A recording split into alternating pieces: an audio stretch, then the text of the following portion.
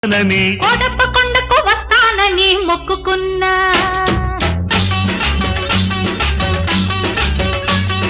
కోటప్ప కొండకు వస్తానని మొక్కుకున్నా ఆరు బయట ఎండలో సరుగు తోట నీడలో బుచ్చిబాబు కనిపిస్తే నా కోసం పడి చస్తే నొదొక టెంకాయ కొడతానని కోటప్ప కొండకు వస్తానని మొక్కుకున్నా